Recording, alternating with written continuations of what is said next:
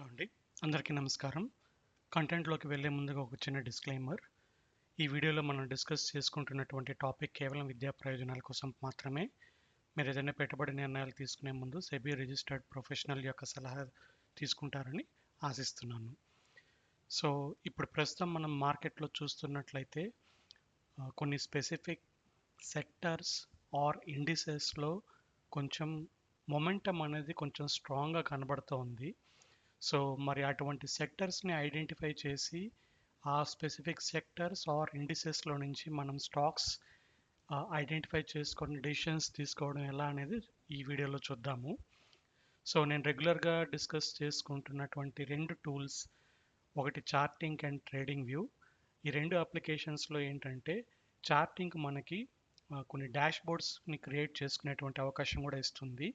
So ఆ విధంగా charting యొక్క డాష్ బోర్డ్ హెల్ప్ తీసుకొని నేను క్రియేట్ చేసినటువంటి వీక్లీ ట్రెండ్ ఏ సెక్టర్స్ ఆర్ ఇండిసెన్స్లో స్ట్రాంగ్గా ఉంది అని ఐడెంటిఫై చేసినప్పుడు చార్టింగ్ ఇచ్చిన డేటా ప్రకారం ప్రస్తుతం మనం ఇక్కడ రైట్ సైడ్ చూస్తున్నటువంటి ఈ స్పెసిఫిక్ సెక్టర్స్ అండ్ ఇండిసెస్లో ఇప్పుడు ప్రస్తుతం మొమెంటం కొంచెం స్ట్రాంగ్గా ఉంది అనేది మనకి ఇక్కడ అర్థమవుతుంది.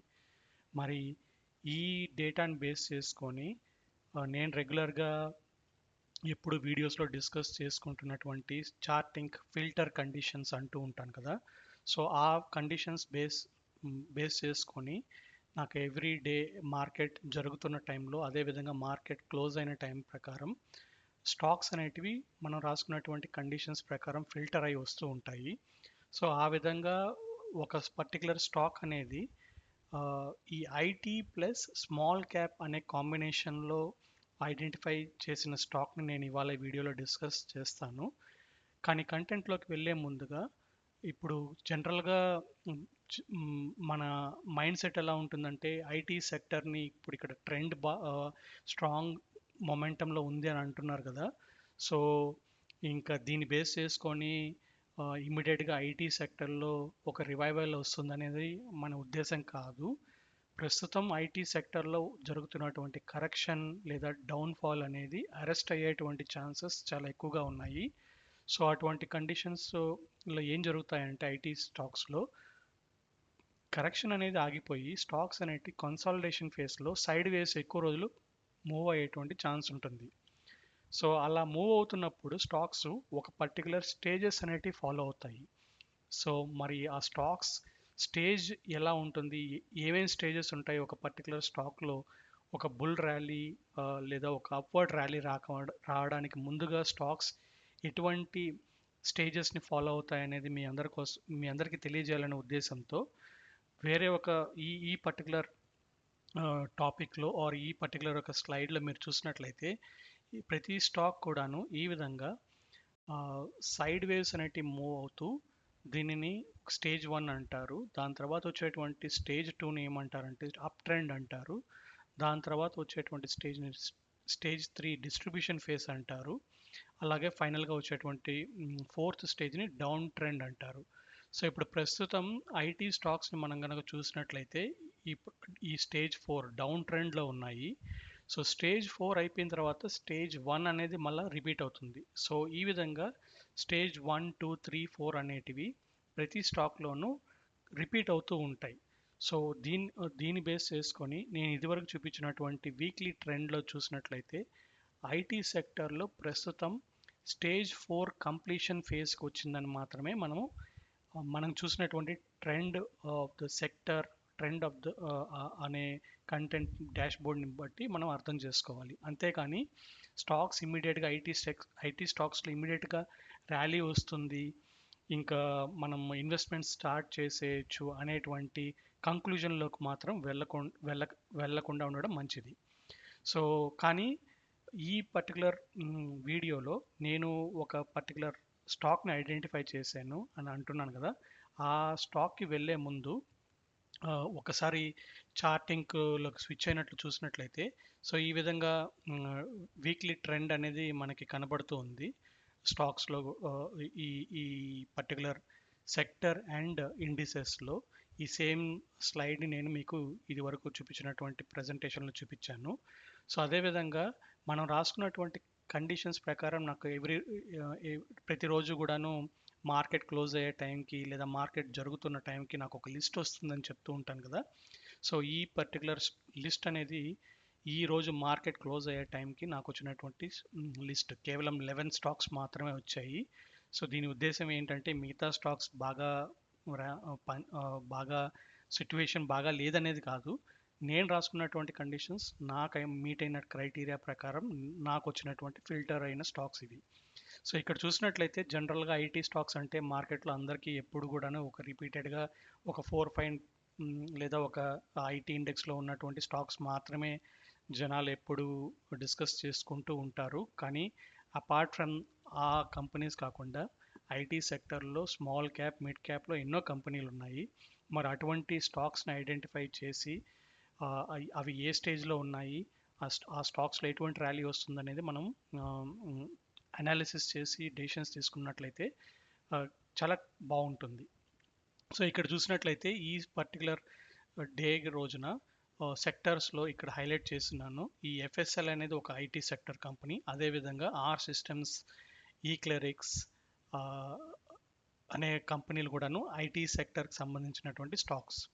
ఈ ఆర్ సిస్టమ్స్ గురించి మార్కెట్ క్లోజ్ అయిన తర్వాత ఒక న్యూస్ వచ్చింది. అటువంటి న్యూస్ మార్కెట్లో వస్తుందనే విషయాన్ని చార్టింగ్ ముందుగానే ఐడెంటిఫై చేసి మనకు ఒక ఈ ఫిల్టర్లో చూపించింది అనేది ఒక పాజిటివ్ ఫిల్టర్ క్రైటీరియా ఎలా ఐడెంటిఫై చేసింది, ఆ న్యూస్ ఏంటనేది కూడా నేను మీకు ఎండ్ ఆఫ్ ద వీడియో చూపెడతాను.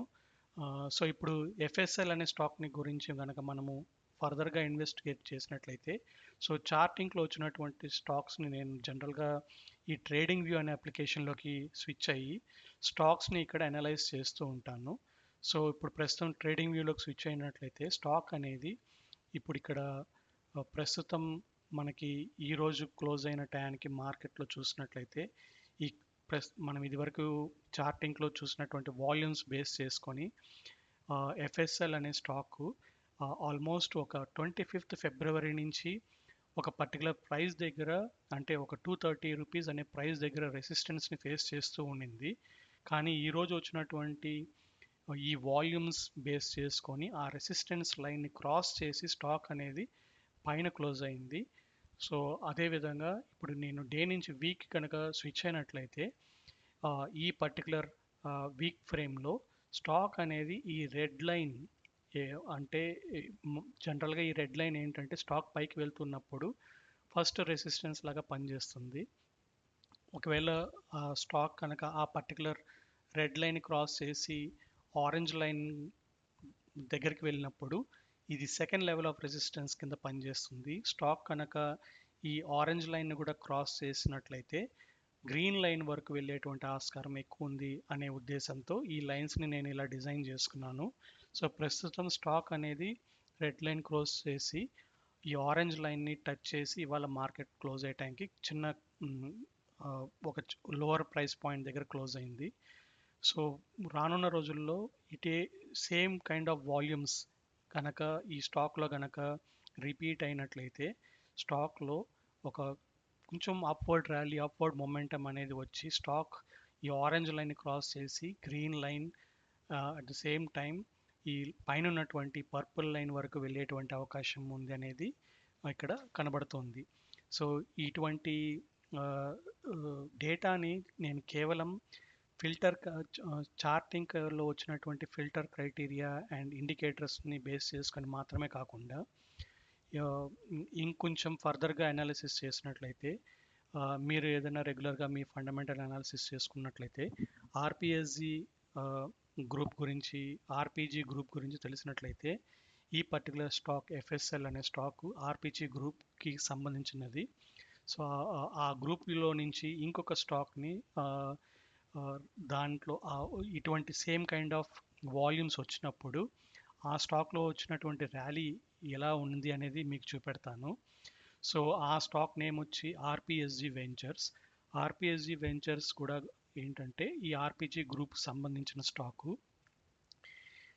రీసెంట్గా ఈ ఐపీఎల్ సంబంధించి ఒక పర్టికులర్ ఐపీఎల్ టీం యొక్క రైట్స్ ఆర్పిజి గ్రూప్కి వచ్చింది వాళ్ళకి యాక్సెస్ రైట్స్ వచ్చాయి అన్న న్యూస్ బేస్ చేసుకొని ఈ స్టాక్ని కనుక మనం గమనించినట్లయితే స్టాక్లో ఆల్మోస్ట్ 60 to 70% ర్యాలీ అనేది ఇక్కడ కనపడింది. సో అటువంటి సేమ్ కైండ్ ఆఫ్ మొమెంటం ఎఫ్ఎస్ఎల్లో కూడా వచ్చేటువంటి అవకాశం ఉంది. సో ఆ విధంగా ఇక్కడ వాల్యూమ్స్ అనేది కూడా మనకి కొంచెం సపోర్టింగ్గా కనబడుతూ ఉన్నాయి. సో ఈ పర్టికులర్ స్టాక్ని కనుక మనం క్లియర్గా క్లోజ్గా అబ్జర్వ్ చేసినట్లయితే రెసిస్టెన్స్ ఎక్కడ ఉంది అనేది ఇక్కడ క్లియర్గా అవుతుంది. సో ప్రైస్ కనుక రానున్న రోజుల్లో అప్వర్డ్ మొమెంటం అనేది కనుక వచ్చినట్లయితే విత్ సపోర్టింగ్ వాల్యూమ్స్ ప్రైస్ అనేది ఈ ఆరెంజ్ లైన్ని క్లోజ్ చేసుకొని గ్రీన్ లైన్ వరకు వెళ్ళే అవకాశం ఉంది. అదేవిధంగా పైన ఉన్నటువంటి అప్పర్ పర్పుల్ లైన్ వరకు వెళ్ళేటువంటి అవకాశం కూడా ఉంది. సో కానీ అదేవిధంగా ఈ ఎఫ్ఎస్ఎల్ గురించి నోమురా వాళ్ళు 25th మార్చ్ రోజున వాళ్ళు ఇచ్చినటువంటి వాళ్ళ రీసెర్చ్ బేస్డ్ అనాలిసిస్ ప్రకారం వాళ్ళు ఇచ్చినటువంటి టార్గెట్స్ ఏంటి అనేది నేను ఇక్కడ మీ ప్రజెంటేషన్లో మీకు హైలైట్ చేస్తున్నాను. నేను జనరల్గా ఇలాంటి న్యూస్ ఎవరైనా రీసెర్చ్ అనలిస్టుల దగ్గర నుంచి వచ్చినప్పుడు జస్ట్ ఒక రెఫరెన్స్ కింద పెట్టుకుంటానే కానీ వాళ్ళు ఇటువంటి డేటాని పబ్లిష్ చేసిన వెంటనే నేను ఎటువంటి స్టాక్స్ని పర్చేస్ చేయను. కానీ నేను ఫర్దర్గా రీసెర్చ్ చేస్తున్నప్పుడు నాకున్నటువంటి డిఫరెంట్ ఫోరమ్స్లో నేను కలెక్ట్ చేసినటువంటి డేటాని మీకు ఇక్కడ ప్రజెంట్ చేస్తున్నాను. అదేవిధంగా ఆర్ సిస్టమ్స్ గురించి మనం ఇందాక వీడియోలో చార్టింగ్ ఫిల్టర్ కండిషన్లో చూసాం కదా. సో ఆర్ సిస్టమ్స్ అనే కంపెనీ నుంచి కూడాను మార్కెట్ క్లోజ్ అయిన టైంకి ఎన్సిఎల్టీ అప్రూవల్ ఒక రెండు కంపెనీలు వెలోషియా అండ్ స్కేల్ వాక్స్ అనే రెండు కంపెనీలని ఆర్ సిస్టమ్స్లో మర్జ్ చేసేటువంటి అప్రూవల్ వచ్చిందనేటువంటి న్యూస్ మార్కెట్ క్లోజ్ అయిన టైంకి ఈ న్యూస్ బయటకు వచ్చింది. కానీ చార్టింగ్ అనేది మనకి క్లియర్గా ఇటువంటి న్యూస్ ఏదో రాబోతుంది అనే విషయాన్ని క్లియర్గా మనకి ఐడెంటిఫై చేసి అక్కడ ఫిల్టర్లో మనకి షార్ట్ లిస్ట్ చేసింది అనే విషయాన్ని మీకు తెలియజేయడం కోసం ఈ న్యూస్ని నేను మీకు ఇక్కడ ప్రజెంట్ చేస్తూ ఉన్నాను. అదేవిధంగా మీరు కనుక నా పాత వీడియోలు కనుక చూసినట్లయితే ఒక రెండు స్టాక్స్ గురించి ఇదివరకు వీడియోస్లో మాట్లాడినాను. అదేంటంటే opportunities in battery energy storage systems అనే వీడియోలో ఈ పర్టికులర్ స్టాక్ EIEL అనేటువంటి స్టాక్ని గురించి నేను ప్రజెంట్ చేసినప్పుడు స్టాక్ని మనం వీడియో పోస్ట్ చేసుకున్న తర్వాత స్టాక్లో ఒక 2 రోజులు ఒక చిన్న పాజ్ అనేది తీసుకొని ఈరోజు మార్కెట్ క్లోజ్ అయ్యే టైంకి చూసినట్లయితే స్టాక్ అనేది ఆల్మోస్ట్ ఒక 30% రిటర్న్ అనేది వచ్చింది. అదేవిధంగా వేరే ఒక స్టాక్ అదేంటంటే green energy stock with W pattern అనే వీడియో కూడా నేను డిస్కస్ చేస్తున్నాను నా పాత వీడియోస్లో. సో ఆ స్టాక్ కూడా ఏంటంటే చార్టింగ్ ఒక పర్టికులర్ డే రోజున ఈ అదానీ గ్రీన్ ఎనర్జీ స్టాక్ని ఐడెంటిఫై చేసింది. సో ఈరోజు ఇప్పుడు నేను వీడియో ప్రజెంట్ చేస్తున్నటువంటి టైం మార్కెట్ క్లోజ్ అయిన తర్వాత అదానీ గ్రీన్ నుంచి ఒక పర్టికులర్ కేస్ అప్డేట్ వచ్చింది. అదేంటంటే అదానీ గ్రూప్కి అనుకూలంగా వచ్చినటువంటి కేస్ వలన అదానీ గ్రీన్ ఎనర్జీ స్టాక్లో రానున్న రోజుల్లో ఒక మంచి ర్యాలీ వచ్చేటువంటి అవకాశం ఉంది. సో ఆ అదానీ స్టాక్ని నేను వీడియోని కంక్లూడ్ చేస్తున్న టయానికి ఇంకొక స్టాక్ గురించి కూడా మాట్లాడి ఉన్నాను. అది గుజరాత్ ఆల్కలి అనే స్టాకు. ఆ స్టాక్లో కూడాను నేను క్లియర్గా ఇలా ప్యాటర్న్ని హైలైట్ చేసి ఇట్లా పోల్ అండ్ పెనెంట్ అనే ప్యాటర్న్లో స్టాక్స్ బ్రేక్అవుట్ తీసుకుంటే మంచి ర్యాలీ వస్తాయి అనేటువంటి ఒక స్మాల్ రిమైండర్ కూడా ఇచ్చాను.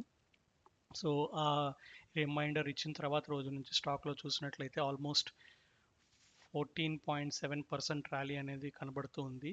సో ఇటువంటి ఇంట్రెస్టింగ్ డేటా పాయింట్స్ కనుక మీకు నచ్చినట్లయితే spread this awareness to your friends and family members.